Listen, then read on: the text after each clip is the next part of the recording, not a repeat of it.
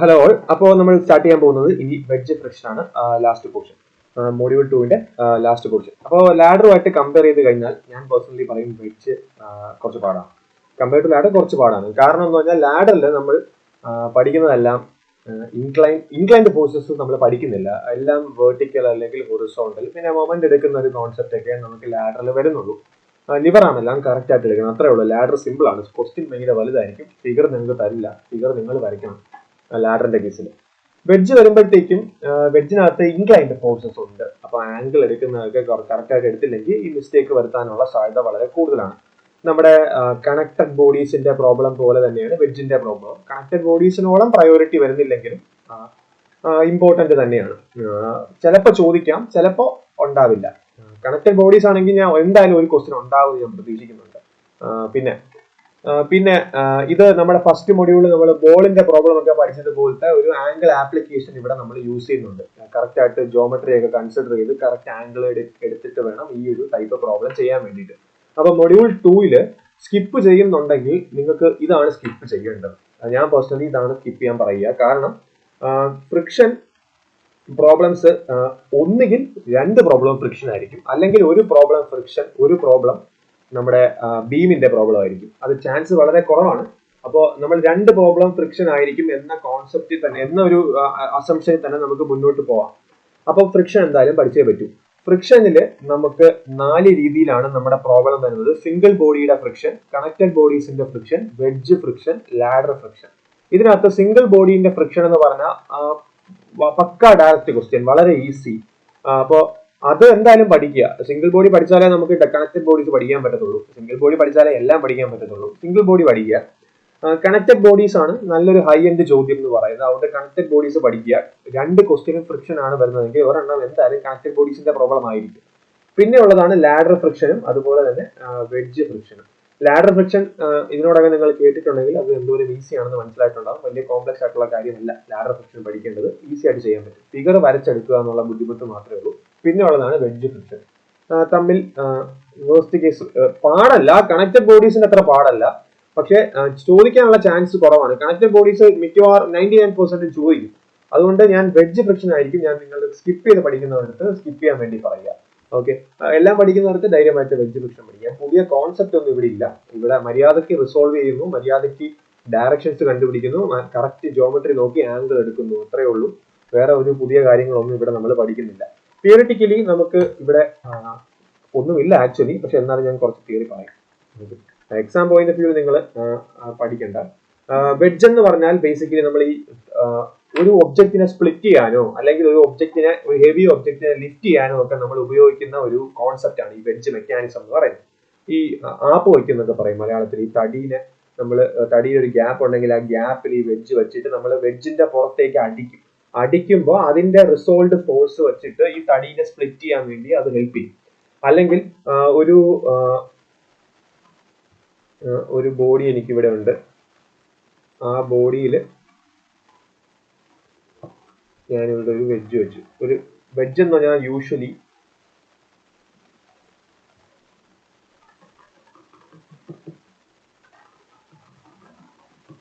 Body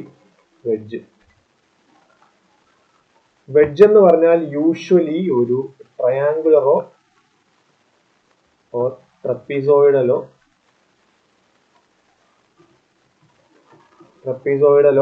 ആയിട്ടുള്ള ഒരു ഷേപ്പിലുള്ള ഒരു കോൺഫിഗറേഷൻ ആയിരിക്കും. അപ്പോൾ ഈ ഒരു ബോഡിയുടെ വെയിറ്റ് ഭയങ്കര കൂടുതലാണെങ്കിൽ നമ്മൾ എന്ത് ചെയ്യും?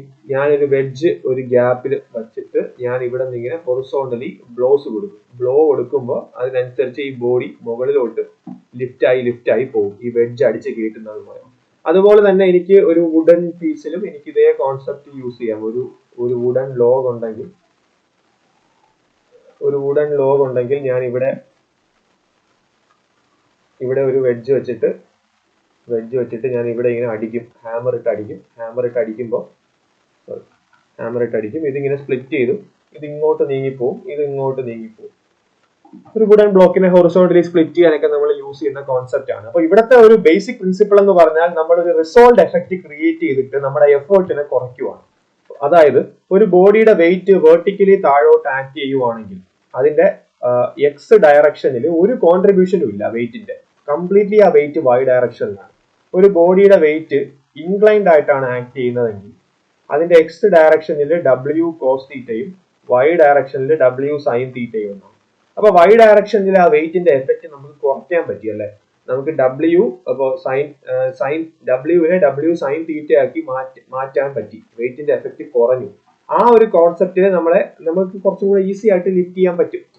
ഭയങ്കര വലിയ മെക്കാനിക്കൽ അഡ്വാൻറ്റേജ് ഒന്നും ഇവിടെ ഗെയിൻ ചെയ്യുന്നില്ല. ഒരുപാട് ലോസസ് ഒക്കെ നമ്മൾ കൺസിഡർ ചെയ്യേണ്ടതായിട്ടുണ്ട് ഒരു ഡീപ്പർ സ്റ്റഡിയിൽ. ഇത് കംപ്ലീറ്റ്ലി മെക്കാനിക്കൽ എഞ്ചിനീയറിംഗ് കോൺസെപ്റ്റ് ആണ്.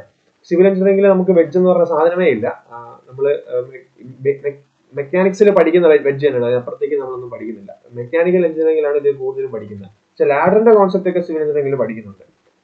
അപ്പോൾ നമ്മൾ ഈ ഒരു റിസോൾവ് എഫക്റ്റിന്റെ കോൺസെപ്റ്റിലാണ് നമ്മൾ ഈ ഒരു ലിഫ്റ്റിംഗ് മെക്കാനിസം ഇൻട്രൊഡ്യൂസ് ചെയ്യുന്നത്. ഇതിൽ നിന്നാണ് നമ്മുടെ ലിഫ്റ്റിംഗ് മെഷീൻ പുള്ളി കോൺസെപ്റ്റ് ഇതിലെല്ലാം നമ്മൾ പിന്നീട് ഡിറൈവ് ചെയ്തത്. പുള്ളി സിംഗിൾ ഫസ്റ്റ് ഓർഡർ പുള്ളി, സെക്കൻഡ് ഓർഡർ പുള്ളി, തേർഡ് ഓർഡർ പുള്ളി എന്നൊക്കെ പറഞ്ഞിട്ട് അതൊന്നും പഠിക്കാനില്ല, സിലബസ് ഇത് മാറ്റി. ഓക്കെ, അപ്പോ ഇതാണ് നമ്മുടെ വെഡ്ജ് കോൺസെപ്റ്റ് എന്ന് പറയുന്നത്. ഇവിടെ നമ്മൾ പുതിയതായിട്ട് ഒന്നും പഠിക്കുന്നില്ല. ഇവിടെ നമ്മൾ കറക്റ്റ് ആയിട്ട് നോർമൽ റിയാക്ഷൻസ് എടുക്കുന്നു, വെയിറ്റ് എടുക്കുന്നു, ഫ്രിക്ഷൻ റെസിസ്റ്റൻസ് ഏതൊക്കെ ഡയറക്ഷൻ ആണെന്ന് കറക്റ്റ് ആയിട്ട് കണ്ടുപിടിക്കുന്നു, അത്രയൊക്കെ ഉള്ളൂ. പിന്നെ എല്ലാം റിസോൾവ് ചെയ്യുന്നു, കണ്ടുപിടിക്കുന്നു, അൺനോൺസ് കണ്ടുപിടിക്കുന്നു, സിമ്പിൾ. ബാക്കിയെല്ലാം സിമ്പിൾ ആണ്. ഇൻക്ലൈൻഡ് ഫോഴ്സസ് ഇവിടെ നമുക്ക് വരുന്നു എന്നുള്ള ഒരു സിറ്റുവേഷനും കൂടി ഉണ്ട്. ലാഡറിൽ നമുക്കതില്ല. ഓക്കെ, അപ്പൊ ഞാൻ ക്വസ്റ്റ്യനിലേക്ക് പോവാം.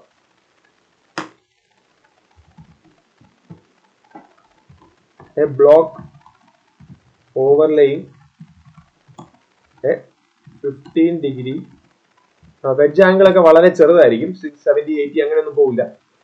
ചെറിയ ചെറിയ ആംഗിൾസ് ആയിരിക്കും തരിക. 15 degree wedge on A horizontal plane, horizontal floor and leaning against a vertical wall and weighing 1500 Newton 1500 Newton is to be raised by applying horizontal force to the wedge as shown. Figure surely ഇവിടെ തരും. വെഡ്ജിന് figure തരാതിരിക്കില്ല, ലാഡറിനാണ് figure തരാത്തത്. Okay, assume coefficient of friction at all contact surface as 0.2. Determine the minimum force to be applied to raise or lift the block. Okay, figure ഉണ്ട്. ആ figure ഞാൻ വരയ്ക്കാം. ഫിഗർ അപ്പോൾ ഇവിടെ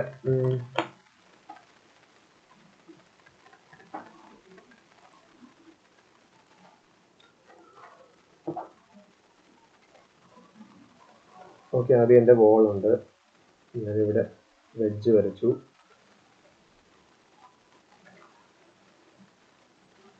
15 ഡിഗ്രിയാണ് വെഡ്ജ്. ഇവിടെ ഒരു ബോഡി ഉണ്ട്.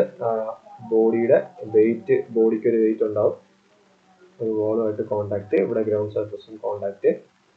ഓക്കെ, ഇവിടെ ഹൊറിസോണ്ടലി നമുക്കൊരു ഫോഴ്സ് വരുന്നുണ്ട്.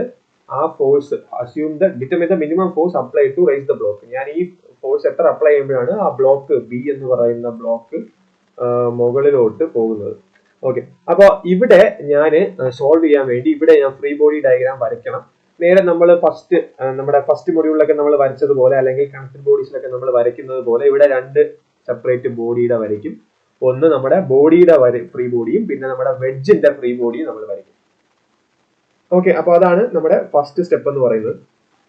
അപ്പൊ ആദ്യം ഞാൻ വെഡ്ജിന്റെ ഫ്രീ ബോഡി വരയ്ക്കാൻ പോവാം.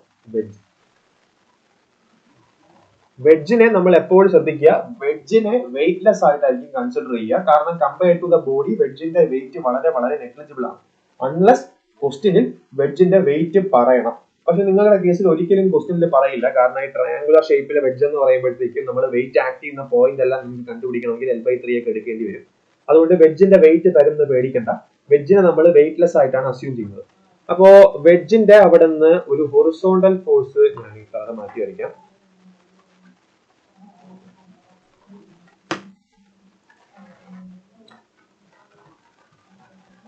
വെഡ്ജിന്റെ അവിടെ നിന്ന് ഒരു ഹൊറിസോണ്ടൽ ഫോഴ്സ് നമ്മൾ കൊടുക്കുന്നുണ്ട്. ഇതാണ് നമ്മൾ കണ്ടുപിടിക്കേണ്ടത്.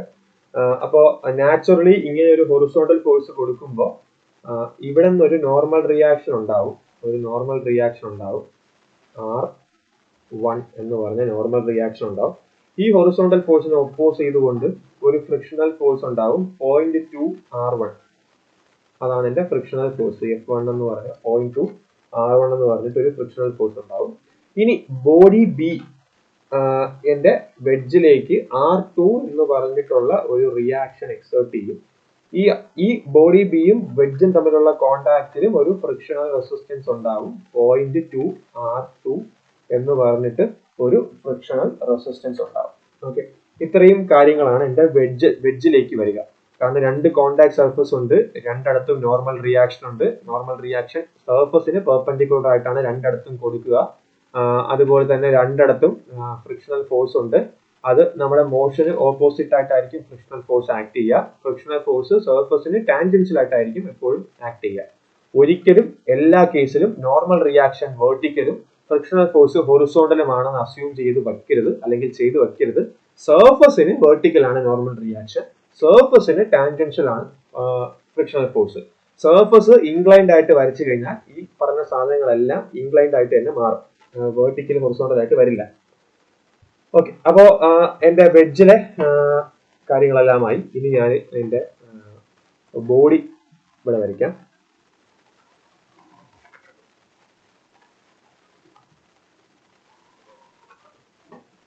ബോഡിയുടെ കേസിൽ ആദ്യം തന്നെ ബോഡിയുടെ വെയിറ്റ് എപ്പോഴും താഴോട്ട് വെർട്ടിക്കലി ഡൗൺവേർഡ്സിലായിരിക്കും വെയിറ്റ് ആക്ട് ചെയ്യുക. ഇവിടെ എനിക്ക് ഒരു നോർമൽ റിയാക്ഷൻ ഉണ്ടാവും R2. ഇവിടെയും എനിക്കൊരു നോർമൽ റിയാക്ഷൻ ഉണ്ടാവും R3. രണ്ട് കോണ്ടാക്ട് സർഫസുകളാണുള്ളത് R2 R3. ഇവിടെ ഞാൻ വെഡ്ജിലോട്ട് ഞാൻ ആ ഒരു ലോഡ് കൊടുക്കുമ്പോൾ എന്റെ ബോഡി മുകളിലോട്ടാണ് നീങ്ങാൻ നോക്കുക. അപ്പൊ മുകളിലോട്ട് നീങ്ങാൻ നോക്കുമ്പോൾ എന്റെ ഫ്രിക്ഷണൽ റെസിസ്റ്റൻസ് വാളിന്റെ സൈഡിൽ നിന്ന് താഴോട്ട് ആക്ട് ചെയ്യണം 0.2 R3. ഇവിടെ നിന്നും 0.2 R2 എന്ന് പറഞ്ഞിട്ടുള്ള എന്റെ ഫ്രിക്ഷണൽ റെസിസ്റ്റൻസ് താഴോട്ട് ആക്ട് ചെയ്യണം. ഈ R2 ബാലൻസ് ആയി, ഈ 0.2 R2 ഈ 0.2 R2 ബാലൻസ് ആയി ഈ രണ്ട് ബോഡികൾ തമ്മിൽ കണക്ട് ചെയ്ത് വരയ്ക്കുമ്പോൾ forces always comes in pairs. Every action has an equal and opposite reaction. Fundamentals of Newton's third law. Okay, അപ്പോ ഫ്രീ ബോഡി ഡയഗ്രാം വരച്ചു. ഇനി ഞാൻ റിസോൾവ് ചെയ്യാൻ പോവാണ്. അപ്പോൾ എനിക്ക് വെഡ്ജിന്റെ അവിടെ നോക്കിക്കഴിഞ്ഞാൽ വെഡ്ജിന്റെ അവിടെ R2 ഉണ്ട്, F1 R1 ഉണ്ട്, P ഉണ്ട്. 3 അൺനോൺസ് ഉണ്ട്. അവിടെ നിന്ന് ഒന്നും കിട്ടാൻ പോകുന്നില്ല. നേരെ മറിച്ച് എന്റെ ബോഡിയിൽ അവിടെ വന്നു കഴിഞ്ഞാൽ എനിക്ക് R2 ഉണ്ട്, R3 ഉണ്ട്, പിന്നെ W ആണുള്ളത്. W എനിക്ക് വാല്യൂ ഉണ്ട്. 2 അൺനോൺസേ ഉള്ളൂ. അവിടെ നിന്ന് ചെയ്യുന്നതാണ് എനിക്ക് എളുപ്പം. അപ്പോൾ ഞാൻ ബോഡി ബിനെ ഐഡിയലൈസ് ചെയ്ത് ഒരു പോയിന്റിലേക്ക് കൊണ്ടുവരിക റിസോൾവ് ചെയ്യാൻ എളുപ്പത്തിന് വേണ്ടിയിട്ട്. ഫ്രീ ബോഡി തന്നെ റിസോൾവ് ചെയ്തുകൊണ്ട് കുഴപ്പമൊന്നുമില്ല. വെയിറ്റ് താഴോട്ട് ആക്ട് ചെയ്യുന്നു W which is equal to 1500 newton. R3 എന്ന് പറയുന്നത് ഹൊറിസോണ്ടൽ ഡയറക്ഷനിലാണ് ആക്ട് ചെയ്യുന്നത്. ഓക്കെ, 0.2 R3 എന്ന് പറയുന്നത് താഴോട്ടാണ് ആക്ട് ചെയ്യുന്നത്. ഫ്രിക്ഷണൽ ഫോഴ്സ് 0.2 R3 താഴോട്ടാണ് ആക്ട് ചെയ്യുന്നത്. R2 എന്ന് പറയുന്നത് ഇത് ഇൻക്ലൈൻഡ് ഫോഴ്സ് ആണ്, അത് ടുവേർഡ്സ് ആണ് ആക്ട് ചെയ്യുന്നത്. R2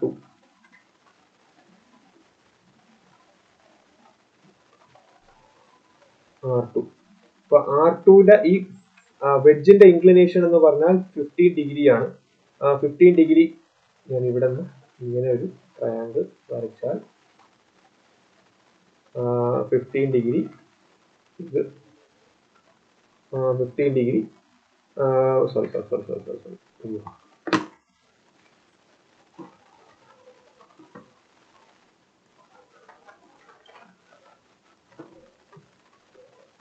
ഇവിടെ നിന്ന് ഒരു 15 ഡിഗ്രി ഇൻക്ലിനേഷൻ കൊടുത്ത് ഞാനൊരു ട്രയാങ്കിൾ വരച്ചാൽ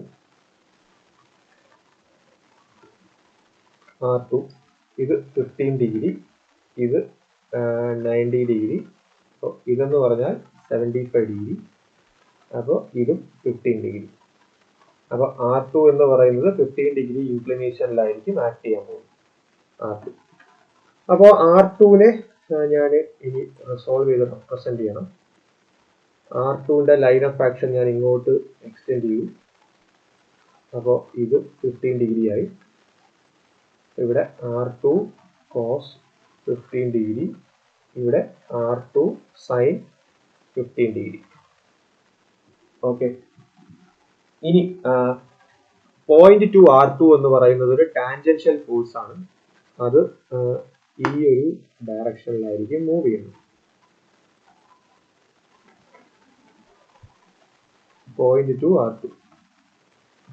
ടു R2 എന്ന് പറയുന്നത് ഒരു ടാൻജൻഷ്യൽ ഫോഴ്സ് ആണ്. അപ്പോൾ അത് ഇവിടെയാണ് പോയിന്റ് ടു R2ന്റെ കേസിൽ എനിക്ക് ആ 15 ഡിഗ്രി വരിക അല്ലെ, കാരണം ഈ സർഫസിലൂടെയാണ് ആ ടാൻജൻഷ്യൽ ഫോഴ്സ് പോകുന്നത്. അപ്പോൾ ഇത് ഇവിടെ 15 ഡിഗ്രി ആവുമ്പോൾ ഇവിടെയും 15 ഡിഗ്രി. അപ്പോൾ ഇവിടെ എനിക്ക് പോയിന്റ് ടു കളർ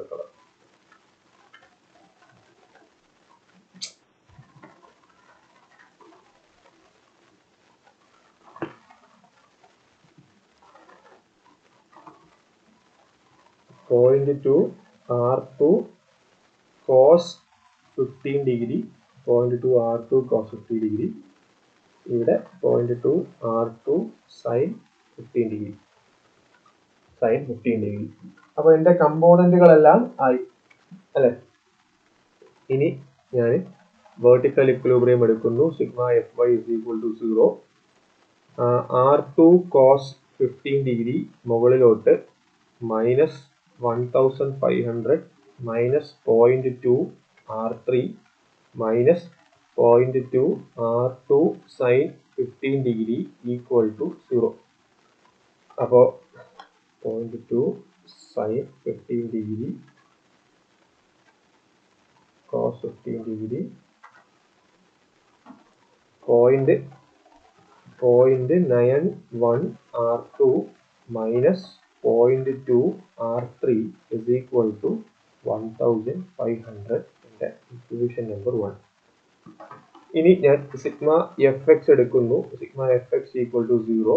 R3 വലത്തോട്ട് positive minus point two R2 cos 15 degree minus R2 sin 15 degree equal to 0. അപ്പോൾ point two cos 15 degree plus sin 15 degree minus point 45 R2 plus R3 equal to 0. Equation 2. രണ്ട് unknowns, linear equation solve ചെയ്യാം. Solve ചെയ്യുമ്പോൾ ഞാൻ solve ചെയ്യട്ടെ.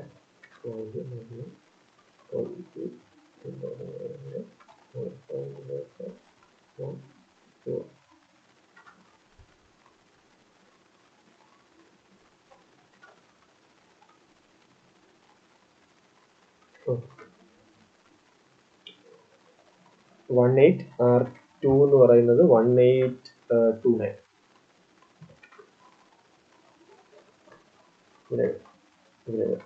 R2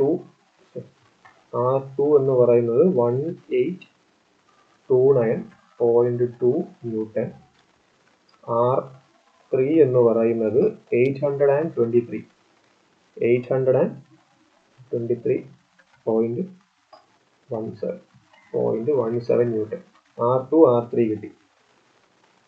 ഇനി ഞാൻ വെഡ്ജിന്റെ free ബോഡിയിലേക്ക് പോയാൽ മതി. വെഡ്ജിന്റെ ഫ്രീ ബോഡിയിൽ പോയി കഴിഞ്ഞാൽ എനിക്ക് അവിടെ R2 ഉണ്ട്, അവിടെ R1ഉം Pയും മാത്രമേ എൻ്റെ അൺനോൺ ആയിട്ടുള്ളൂ. അവിടെയും ഇതുപോലെ എനിക്ക് രണ്ട് ഇക്വേഷൻ ഒബ്റ്റെയിൻ ചെയ്തിട്ട് P കണ്ടുപിടിക്കാം. അപ്പോൾ വെഡ്ജിലേക്ക് പോകുമ്പോൾ ഞാൻ വീണ്ടും വെഡ്ജിനെയും ഞാൻ ഒരു പോയിന്റിലേക്ക് ഐഡിയലൈസ് ചെയ്യുന്നു. P എന്ന് പറയുന്ന ഫോഴ്സ് ഇടത്തേക്ക്, R1 മുകളിലേക്ക്, പോയിന്റ് ടു R1 വലത്തേക്ക്. പോയിന്റ് ടു R1 എന്ന് പറയുന്നത് വലത്തേക്ക്, R1 മുകളിലേക്ക്. R2 എന്ന് പറയുന്ന ഫോഴ്സ് ഇൻക്ലൈൻഡ് ആയിട്ട് ഉള്ളിലേക്കായിരുന്നു.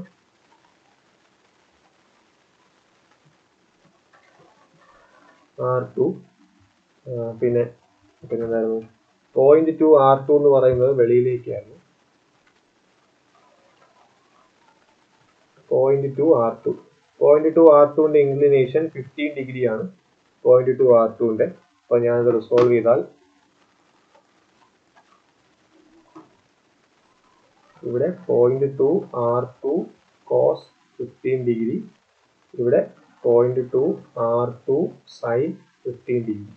അപ്പോൾ ഇത് 15 ഡിഗ്രി ആണെങ്കിൽ നാച്ചുറലി ഈ ആംഗിൾ എന്ന് പറയുന്നത് 75 ഡിഗ്രി ആയിരിക്കും അല്ലേ. നാച്ചുറലി ഈ ആംഗിൾ 75 ഡിഗ്രി ആയിരിക്കും. അതിലൊന്നും ആർക്കും ഇനി സംശയമുണ്ടെന്ന് ഞാൻ കരുതുന്നില്ല. അപ്പോൾ 72 സംശയം ഉണ്ടെങ്കിൽ ചോദിക്കുക കേട്ടോ. ഇനി സംശയം ഉണ്ടെങ്കിൽ വീഡിയോ കണ്ടിട്ട് മനസ്സിലായില്ലെങ്കിൽ ഒന്നെങ്കിൽ നിങ്ങൾ നിങ്ങളുടെ ഫ്രണ്ട്സിനോട് ചോദിക്കുക, അല്ലെങ്കിൽ പേഴ്സണലി എനിക്ക് മെസ്സേജ് അയച്ച് ചോദിക്കുക ആംഗിൾ എങ്ങനെ വന്നു. R2 കോസ് 75 ഡിഗ്രി താഴോട്ട് പോകുന്നത് കൊണ്ട് ഇവിടെ R2 sine 75 degree, R2 sine 75 degree. വേറെ എന്തെങ്കിലും ഉണ്ടോ? സോറി ഇവിടെ R1 ഉണ്ടായിരുന്നല്ലോ. R1 മുകളിലേക്ക് R1 ഞാൻ മാർക്ക് ചെയ്തല്ലോ അല്ലേ. R1 മാർക്ക് ചെയ്തു. ഓക്കെ, R1 എല്ലാം മാർക്ക് ചെയ്തു. R2 ഇടയ്ക്കൊന്ന് ഫ്രീ ബോഡി വരയ്ക്കുമ്പോൾ ഒന്ന് ചെക്ക് ചെയ്ത് നോക്കണം എന്തെങ്കിലും വിട്ടു പോയിട്ടുണ്ടോ എന്ന്. അത് ആർക്ക് സംഭവിക്കാവുന്ന ഒരു മിസ്റ്റേക്ക് ആണ്, ഏതെങ്കിലും ഒരു കമ്പോണന്റ് വിട്ടു പോകുക എന്നുള്ളത്. ഡബിൾ ചെക്ക് ചെയ്യുക അപ്പോൾ. ഓക്കെ, അപ്പോൾ ഞാൻ sigma F Y equal to 0 എടുക്കുന്നു. സിഗ്മ എഫ് ഐ ആണെങ്കിൽ R1 plus 0.2 R2 sine 15 degree plus R2 sine 75 minus R2 sine 75 degree, അത് താഴോട്ടായതുകൊണ്ട് ഈക്വൽ ടു 0. വേറൊന്നുമില്ല. R2 എനിക്ക് ഓൾറെഡി ഉണ്ട്, R1 ഇപ്പോൾ തന്നെ കിട്ടും. R2 എത്രയായിരുന്നു? 1829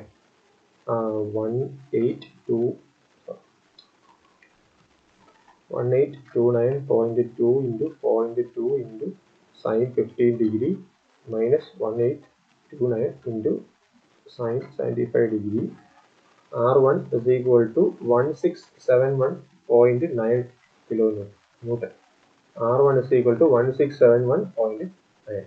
ഇനി ഹൊറിസോണ്ടൽ ഇക്വിലിബ്രിയം എടുത്താൽ minus P plus 0.2 into R1 0.2 1671.9 plus 0.2 into R2 1829.2 cos 15 degree plus R2 1829.2 into cos 75 degree equal to 0. P is equal to into 0.2 plus 0.2 into എല്ലാം വലത്തേക്കാണല്ലേ. 0.2 into 1829.2 into cos 15 degree plus 1829.2 into cos 75 degree. Okay. P is equal to 1161.2 kilonewton. P is equal to 1161.2 Newton ആണ് എനിക്ക് ഈ ഒരു ബ്ലോക്കിനെ determine the minimum force. ഈ 1161.2 newton വന്നാലേ എനിക്ക് ആ ഒരു മൂവ് ചെയ്യാൻ പോകുന്നതിന് തൊട്ട് മുന്നേ ഉള്ള നിമിഷം അച്ചീവ് ചെയ്യാൻ പറ്റുള്ളൂ. ഈ ഇതാണ് എന്റെ മിനിമം ഫോഴ്സ്. ഇതിൽ നിന്ന് ഒരു ഫ്രാക്ഷൻ കൂടുമ്പോൾ നമ്മുടെ മൂവ്മെന്റ് മുകളിലേക്ക് സ്റ്റാർട്ട് ചെയ്യുന്നു എന്ന് വേണമെങ്കിൽ നമുക്ക് പറയാം. ഓക്കെ, എന്ന് വേണമെങ്കിലല്ല, അങ്ങനെയാണ് നമ്മൾ പറയുന്നത്. ഓക്കെ, അപ്പോൾ ഇതാണ് എന്റെ മിനിമം ഫോഴ്സ് ഈ വെഡ്ജിനെ ലിഫ്റ്റ് ചെയ്യാൻ, ഈ ബോഡീനെ വെഡ്ജ് വെച്ചിട്ട് ലിഫ്റ്റ് ചെയ്യാൻ വേണ്ടിയിട്ട് ഞാൻ ഉപയോഗിക്കുന്ന ഫോഴ്സ്. അപ്പോൾ ഈ ബോഡിയുടെ വെയിറ്റ് എത്രയായിരുന്നു? ഈ കോൺസെപ്റ്റ് നോക്കിയോ. ഈ ബോഡിയുടെ വെയിറ്റ് എന്ന് പറയുന്നത് 1500 ന്യൂട്ടൺ ആയിരുന്നു അല്ലെ. 1500 ന്യൂട്ടൺ. വേർട്ടിക്കലി ഈ വെയിറ്റിനെ ഞാൻ താഴോട്ട് ആക്ട് ചെയ്യുന്ന സിനാരിയോ ആയിരുന്നെങ്കിൽ ഞാൻ റിയാക്ഷൻ ആയിട്ട് 1500 ന്യൂട്ടൺ കൊടുക്കണം അല്ലെ. സർഫസ് റിയാക്ഷൻ 1500 ന്യൂട്ടൺ കൊടുക്കണം. അപ്പൊ ഞാൻ ഈ ബോഡീനെ ലിഫ്റ്റ് ചെയ്യണമെങ്കിൽ ഈ 1500 ന്യൂട്ടൺ എന്ന് പറയുന്ന വെയിറ്റിനെ ഓവർകം ചെയ്യുന്ന ഒരു ഫോഴ്സ് കൊടുത്താലേ എനിക്ക് ഈ ബോഡീനെ സാധാരണഗതിയിൽ ലിഫ്റ്റ് ചെയ്യാൻ പറ്റും അല്ലെ. അതായത് ഈ ബോഡി 1500 ന്യൂട്ടൺ ഫോഴ്സ് താഴോട്ട് ഇറങ്ങുമ്പോൾ അതിന്റെ ഇക്വിലിബ്രിയം കണ്ടീഷൻ എന്ന് പറഞ്ഞാൽ 1500 ന്യൂട്ടൺ എന്ന് പറയുന്ന റിയാക്ഷൻ മുകളിലോട്ട് കൊടുക്കണം. അപ്പൊ ഈ ബോഡി മുകളിലോട്ട് മൂവ് ചെയ്യണമെങ്കിൽ ഞാൻ 1500 ന്യൂട്ടനേക്കാൾ ഒരു വലിയ വാല്യൂ മുകളിലേക്ക് കൊടുത്താൽ മാത്രമേ അൺബാലൻസ് ക്രിയേറ്റ് ആയിട്ട് ഈ ബോഡിക്ക് മുകളിലോട്ട് നീങ്ങാൻ പറ്റുള്ളൂ. വെഡ്ജ് കോൺസെപ്റ്റ് വന്നപ്പോ എനിക്ക് 1500 ന്യൂട്ടൺ കൊടുക്കേണ്ടി വന്നില്ല. ആ ബോഡിന്റെ വെയിറ്റിനേക്കാൾ കുറവുള്ള ഒരു ഫോഴ്സ് 1161.2 വെയിറ്റിനേക്കാൾ കുറവുള്ള ഒരു ഫോഴ്സ് വെച്ചിട്ട് എനിക്ക് ആ ബോഡീനെ ലിഫ്റ്റ് ചെയ്യാൻ പറ്റി.